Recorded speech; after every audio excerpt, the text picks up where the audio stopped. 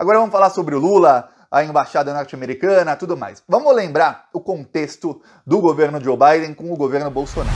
Quando o Joe Biden era candidato contra o Donald Trump, que é esse sim amigo do Bolsonaro, o Joe Biden, num dos debates, ele detonou o Bolsonaro, e aí o Bolsonaro deu uma direta pro Joe Biden, falando que se ele se meter na Amazônia aqui no Brasil, nós vamos cortar relações, falou um monte pro Joe Biden, isso quando o Biden ainda era candidato.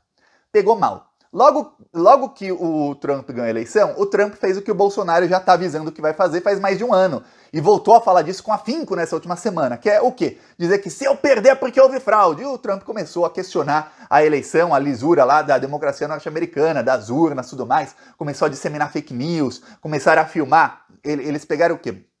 Lá a eleição é em papel. E cada condado, lá não são estados não, é cada condado, ou seja, cada distrito pequenininho tem a sua maneira de fazer a eleição, com a sua própria urna, sua própria cédula e tudo mais. É uma loucura, uma desorganização total.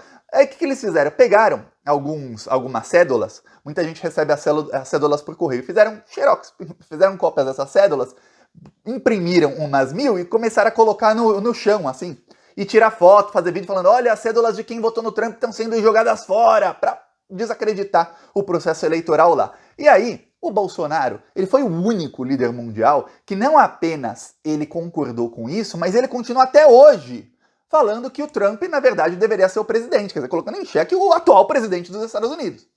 E mesmo você pensando, caramba, os Estados Unidos deram 2 golpes de Estado no Brasil. Os Estados Unidos deram um golpe de Estado de 2016 no Brasil para roubar todo o nosso petróleo. Estamos falando aí de 17 trilhões em petróleo que estão sendo entregues, não só para os americanos, mas para o resto. E além disso, de quebra, eles conseguiram quebrar toda a indústria do Brasil. O Brasil estava sendo o país que mais crescia no mundo na indústria de construção civil. A indústria de construção civil no Brasil foi quebrada completamente. Você não vê mais as empreiteiras brasileiras, as construtoras fazendo obras no exterior como faziam antes.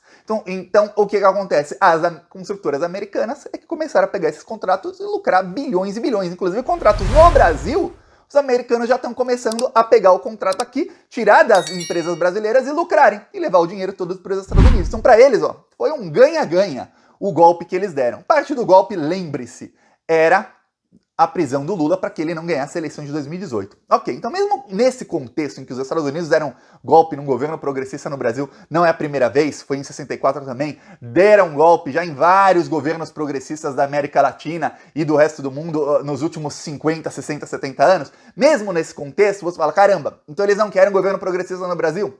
O problema é que o Bolsonaro é um inimigo maior para o Joe Biden. O Joe Biden, ele só começou a entender esse ano, depois que começou o conflito lá da Rússia com a Ucrânia, a popularidade do Joe Biden começou a despencar. Ele chegou a ter a pior popularidade da história de um presidente. Olha, para você ser pior que o Donald Trump, você tem que ser muito, mas muito ruim em tudo que você faz. E ele conseguiu ser bem pior que o Trump. Só agora, a popularidade do Joe Biden ainda é uma desgraça para ele. Tá com 40% de aprovação e 53% de rejeição. Quer dizer, tá ruim a popularidade do Joe Biden. Tá praticamente no nível do Bolsonaro aqui no Brasil. Mas ele passou o Trump, porque o Trump, essa semana ele passou o Trump, porque o Trump, no dia 580 de governo, se eu não me engano, tem 580 dias do governo dele já, o Trump tinha uma aprovação de 39,7, o Biden tem de 40, então ele tá na frente do Trump, na margem de erro, mas tá na frente, mas ainda assim péssimo.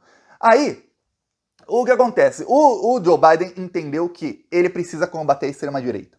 Até então, os Estados Unidos, o Joe Biden assumiu, ele estava fazendo lá a política externa dele, que é a política de fomentar mais guerras pelo mundo, conseguiu lá uma guerra na Ucrânia. Aí ele fez a política dele de tentar isolar a Rússia. O segundo passo é isolar a China. Falou essa semana que vai mandar tropas para a China, para Taiwan, caso a China invada Taiwan. Quem está tentando fazer com que a China invada Taiwan, Taiwan é parte da China, com que a China faça uma guerra lá em Taiwan, que é em território chinês, são os Estados Unidos, estão provocando cada vez mais.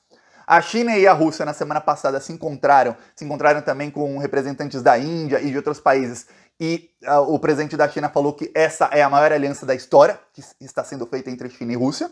Então, o mundo está cada vez mais acontecendo aquele processo que eu te falei aqui, entre fevereiro, março e abril. O quê? Estão sendo dois mundos. Um é o mundo da China, da Rússia, de investir nos países de terceiro mundo para que eles progridam. O outro mundo é o dos Estados Unidos, de ficar dando golpe de Estado nos outros, colocando o dedo onde não é chamado e de usar o seu poder para interferir nos outros. Ok. Para os Estados Unidos, a eleição no Brasil é extremamente importante. Porque tem ali um inimigo de extrema-direita, que é o Bolsonaro, que continua atacando a democracia não só do Brasil, mas dos Estados Unidos, e tem um progressista para ganhar a eleição. Só que esse progressista, ele é um dos criadores do BRICS, que é aquele grupo que tem Brasil, Rússia, Índia, China e África do Sul. É o BRICS. E aí você fala, putz, justo quando o mundo está se desconectando, ou seja, está menos globalizado porque estão tentando isolar Rússia e China, vai voltar para o Brasil um presidente que era um dos maiores aliados da Rússia e da China quando ele era presidente. Inclusive, vamos lembrar, quando teve a grande crise mundial, que começou em 2017, foi até 2013, 2014, 2015, todos os países praticamente do mundo tiveram recessão. Sabe quem não teve? O Brasil. Sabe quem cresceu muito? Brasil, China, Rússia, Índia e África do Sul, os países do BRICS. Eles conseguiram pegar aqueles limões da crise mundial e fazer uma bela de uma limonada. No Brasil, caipirinha. E lucrar muito com isso.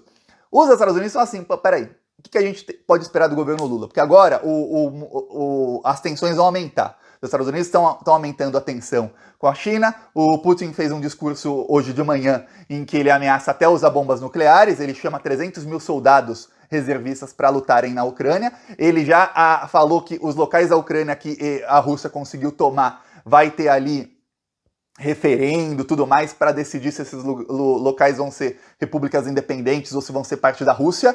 Eu já te adianto, eu que já fui para a Ucrânia várias vezes, a população desses locais quer ser parte da Rússia. Eles querem ser parte da Rússia, eles não querem ser nem independentes da Ucrânia e ser uma nação diferente, e nem ser parte da Ucrânia, eles querem ser russos, eles se consideram russos. Então vai ter mais tensão nos próximos meses.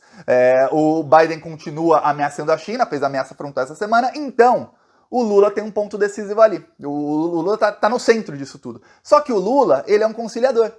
Quando teve chance de guerra também nuclear envolvendo o Irã em 2010... vamos lembrar, o Biden era vice-presidente, o Biden é assim com a Hillary Clinton e ele era vice-presidente do Obama. O Obama até falou, olha, a última pessoa a sair da minha sala quando a gente tinha que tomar uma decisão era o Joe Biden. E em todas as vezes eu concordava com a decisão do Biden, diz Obama. Só uma vez ele não concordou com a decisão do Biden, que foi uma decisão na guerra da Síria. Ok, em que o Obama estava certo e o Biden errado. Tá. Aí, o que acontece? Agora, eles querem saber, peraí, onde vai ficar o Brasil nisso tudo? Eu lembro em 2010, estava para ter essa guerra no Irã, a Hillary Clinton mandou isso com aval do Obama e do Biden. O Lula, numa missão suicida lá no Irã. O Lula tinha que convencer o Irã a fazer um acordo com os Estados Unidos. E olha, tava uma tensão máxima. Era como se o Biden mandasse o Lula hoje para a Rússia para falar, ó, volta aqui com um acordo assinado pelo Putin, tá? O Lula foi lá. Em 48 horas o Lula voltou com um documento assinado. Ó. Tá aqui o acordo que vocês queriam.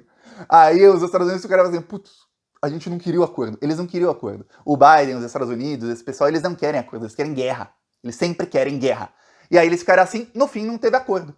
Aí depois o Obama fez um outro acordo, anos e anos depois, para tentar tirar ali, ele tentou de todas as maneiras tirar qualquer protagonismo do Lula e trazer para ele. Depois o Obama chegou até a ganhar o Nobel da Paz, um cara que invadiu a Síria, matou milhões de pessoas. Tá, isso tudo coloca o Lula no centro das atenções agora. Então, a embaixada norte-americana quer saber, ô Lula, quais são seus planos para o ano que vem, o que vai acontecer, qual vai ser o seu posicionamento nesse conflito na Ucrânia.